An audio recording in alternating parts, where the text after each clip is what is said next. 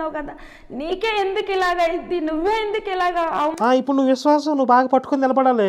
హిందువులు మాత్రం మతం మార్చేయాలి వాళ్ళకి వచ్చిన కష్టాలు చూపించి. మీ మొహాలు మాండ.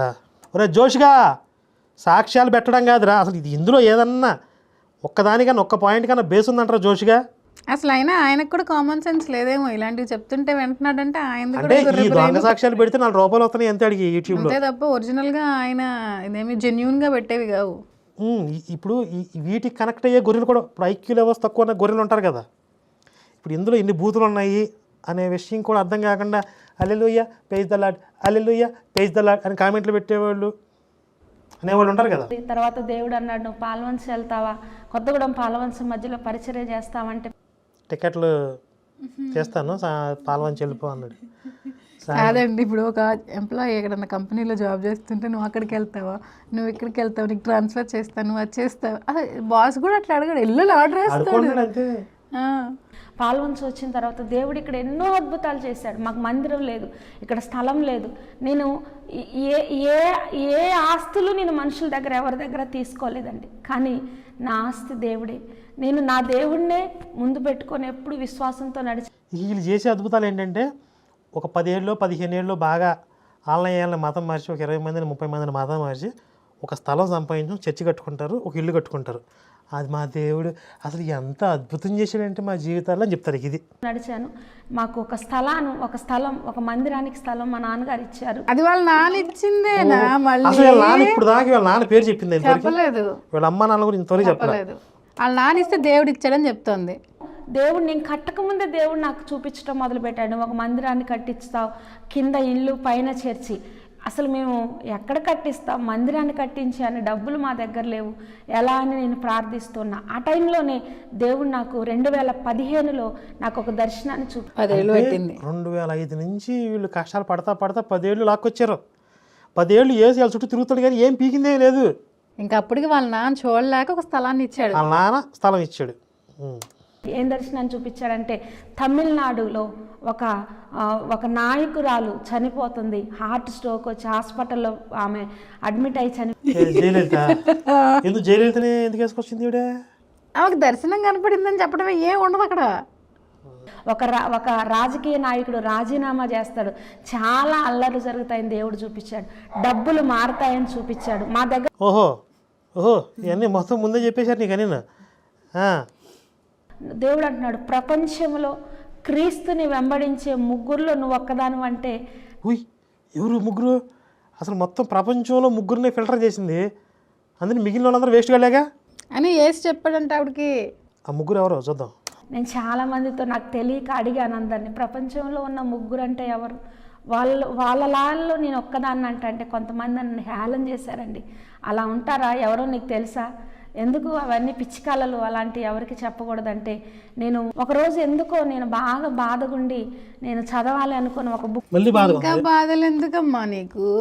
అసలు మాట్లాడితేనేమో దేవుడు అద్భుతాలు చేస్తున్నాడు, అసలు పక్కనే ఉంటున్నాడని చెప్తుంది, ఎప్పుడు ఏడుపులే. ఒక బుక్ తీసి చదివినప్పుడు ఫ్రాన్సిస్ గారు తన శిష్యులతోటి ఫీనే అనేటువంటి వ్యక్తి గురించి మాట్లాడుతూ, అతను ప్రపంచంలో ఉన్న ముగ్గురులో ఒక వ్యక్తి, నేను కల్లో చూశాను.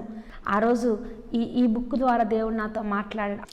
అవును, ఇప్పుడు ఆ ఫ్రాన్సిస్ ఎవడు శిష్యుడు ఒకటే, ఈవిడు 2, మూడోవాడెవడు? అసలు ఆయన ఎవరు? అసలు ఆ ఫ్రాన్సిస్ ఎవరు? ప్రపంచంలో ముగ్గురులో ఆడలేడు. అసలు ఆయనకు మాత్రమే ఎలా తెలిసింది ప్రపంచంలో ముగ్గురులో ఒకడు నువ్వు అని చెప్పడానికి? అంటే ఇప్పుడున్న పాస్టర్ వాళ్ళందరూ వేస్టే. ఈ జోషిగాడు వేస్టే, ఈ వీడియో పెట్టిన జోషిగాడు వేస్టే, ఇక Ophir waste, Vijay Kumar waste, VP waste, అది వేరు మన video Calvary Satish, John Wesley waste, Calvary Satish, Anil Kumar, Paul Emmanuel, Stephen Paul. మీరేంటండి మన తెలుగు రాష్ట్రాల వాళ్ళు చెప్తున్నారు, ప్రపంచవ్యాప్తంగా ఉన్న వాళ్ళు తెలుగు వీడియో కదా ఇది. పాస్టర్లు అందరి పేర్లు చెప్తారు, తెలుగు పాస్టర్లు. వీళ్ళందరూ వేస్ట్ గాళ్లే. ఈవిడ తర్వాతే, అక్క తర్వాతే ఎవరైనా సరే అక్కే కరెస్ట్. మీరందరూ వేస్ట్ రా, అక్క సర్టిఫై చేసేసింది అంతే. అక్క దగ్గర శిష్యరికం చేయాలి అందరూ.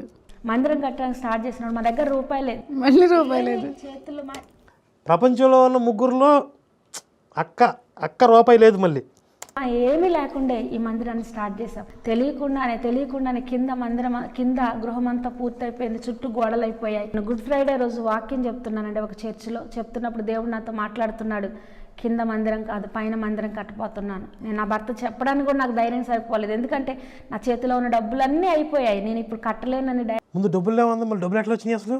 వాళ్ళు ఇష్టం, వాళ్ళు ఏదైనా చెప్తారు ఇక అంతే. ముందు డబ్బులు లేవంది, చేతిలో ఉన్న డబ్బులు ఉన్నాయి అంటే చేతిలో ఉన్న డబ్బులే ఖర్చు పెడుతుంది, అవును ఆటోమేటిక్ వాలెట్ లేచిపోవట్లేదు. అవును. ఈవిడికేమో ఇంకొక ఫ్లోర్ వేయాలని ఉంది ఈవిడికి. అంటే ఇప్పుడు అక్కడికి వచ్చే విశ్వాసుల్లో ఎవరో ఒకరిని పట్టుకొని ఇంకొక ఫ్లోర్ వేద్దాము, పని అయ్యిద్ది, ఇంతకు ముందే ఎలా జరిగిద్ది అని చెప్పి దర్శనం వచ్చిందని చెప్పింది కదా, చెప్పింది కదా 2 ఫ్లోర్లు వేస్తారని. అవును, పైన మీరు ఉంటారు కింద ఇది ఉండిద్ది అని చెప్పి చర్చ. మళ్ళీ ఇప్పుడు కొత్తగా మళ్ళీ డిస్కషన్ ఎందుకు వచ్చింది వాళ్ళకి? అంటే ముందే ఫౌండేషన్ వేసుకుంటుంది ఇప్పుడు ప్రతిదానికిను.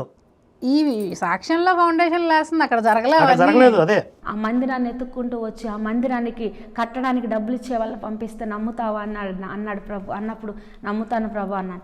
వెతుక్కుంటూ ఈ మందిరానికి సహకరించడానికి ప్రజలు వచ్చారండి. నిజంగా పరిశుద్ధుడైన పేతురు వచ్చి ఈ మందిరానికి ఒక ముద్ర వేయటం నేను చూశాను. అదే పేతురు కూడా వచ్చాడు, పేతురు కూడా దర్శనం చెప్పా కదా, పేతురు గాడినే పట్టుకుంది. దేవుడు కూర్చొని స్లాబ్ ఎంచడం నేను ఒక దర్శనం దగ్గరనే అక్కడ వచ్చేయండి, ఇక్కడ టాపీ అయ్యండి అన్నాడు వేసాడు కూర్చుని.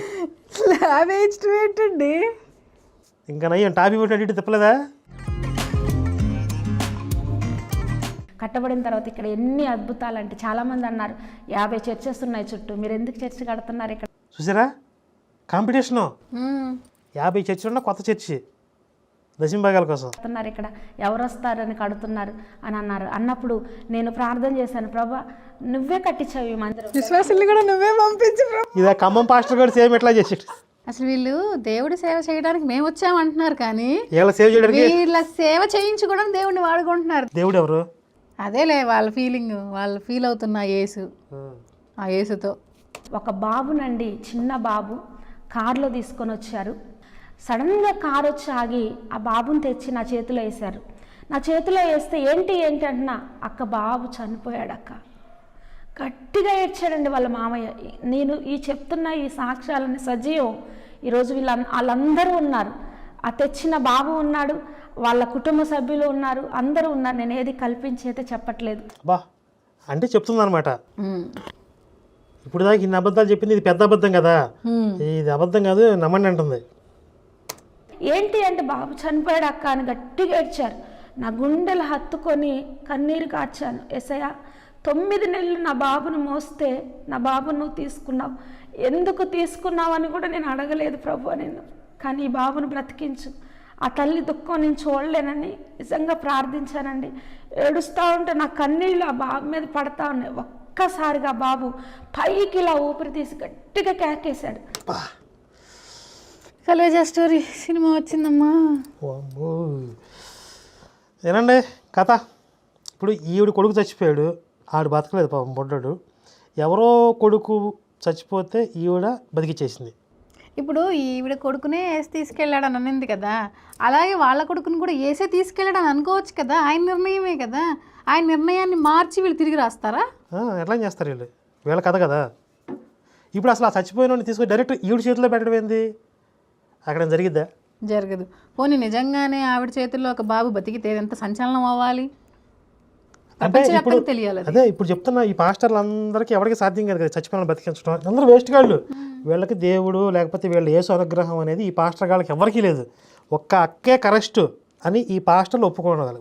అంతే ఒప్పుకోవాలి, మరి మనిషిని బతికిచ్చింది కదా. ఈ జోష్ గాడు కూడా ఇదే సర్టిఫై చేయాలి. ఇప్పుడు ఈ పాస్టర్ గాళ్ళు అందరూ వేస్ట్, అక్కే కరెస్టు. కేకేసిన తర్వాత బాబుని ఇలా చూస్తే ఈ బాబు అంట, ఎవరు ఈ బాబు డీటెయిల్స్ ఇవ్వమ్మా ఒకసారి, ఫోన్ చేసి అడుగుదాం. మళ్ళీ ట్రై చేద్దాం. నేను ఫోన్ చేస్తే ఎత్తలేదు, మళ్ళీ చేద్దాం. చూస్తే కళ్ళు తెరిచి చూస్తున్నాడు. ఆ రోజంతా ఇక్కడ ఉన్నారు, మీటింగ్స్లో ఉన్నారు. దాదాపుగా 2-3 సంవత్సరాలు మీటింగ్స్లో వాళ్ళు సాక్ష్యం చెప్పారు. 2-3 సంవత్సరాలు సాక్ష్యం చెప్పి తర్వాత మానేశారా చెప్పడం? ఎందుకు వీళ్ళు డబ్బులు ఇటు ఆపేసి ఉంటారు. అంతే కదా, అంతే. ఇక్కడ చేశాడు. నాకు డౌట్ వస్తుందండి, ఇప్పుడు సాక్ష్యం చెప్పించుకోవడం కోసం అలా యాక్టింగ్ చేయించుంటుంది. ఇప్పుడు ఇక్కడ ఏమైంది, చుట్టూ 50 చర్చిలు ఉన్నాయి. ఇప్పుడు వీళ్ళు కొత్తగా చర్చి పెట్టారు, ఇక్కడికి జనాలు ఎవరు రారు. ఇక్కడ జనాలు రావాలంటే ఇక్కడ ఏదో సెన్సేషన్ జరగాలంటే మొత్తానికి ఒక 5 ఏళ్ళు 10 ఏళ్ళు ఖర్చు పెట్టి అక్కడి నుంచి దూరం నుంచి ఒక ఆర్టిస్టులను పెట్టి ఇది క్రియేట్ చేసింది. మరి నేను చెప్పినాడు అది చేయదా? ఇప్పుడు ప్రవక్తి అద్భుతం జరిగిందని చెప్పి ఇక ఇది ఒక మిరాకిల్. ఇప్పుడు ఒక్కళ్ళని బతికించిన ఆవిడ ఇంకో నలుగురిని బతికించడం పెద్ద మ్యాటర్ కాదు కదా. మరి చనిపోయిన వాళ్ళని ఎవరిని ఈవిడ దగ్గర తీసుకురాలేదు. ఆ తర్వాత ఎవరు చాలా మంది తీసుకొస్తారు. ఇప్పుడు ఒక పిల్లని బతికించిన తర్వాత ఎంతో మంది తీసుకొస్తారు. మరి మిగతా వాళ్ళు బతకలేదా? ఇక బతకరుగా, అయిపోయింది పవర్ అక్కడ ఆర్టిస్టుల వరకే, అయితే అందరికి ఉండదు అది ఆఫర్. అది అక్క ఎంత పెద్ద ప్లాన్ చేసింది చూసారా. 50 చర్చిల మధ్యలో ఒక చర్చి పెట్టి ఇక్కడ జనాలు రప్పించాలంటే మరి ఆ మాత్రం స్కిట్ వేయాలి.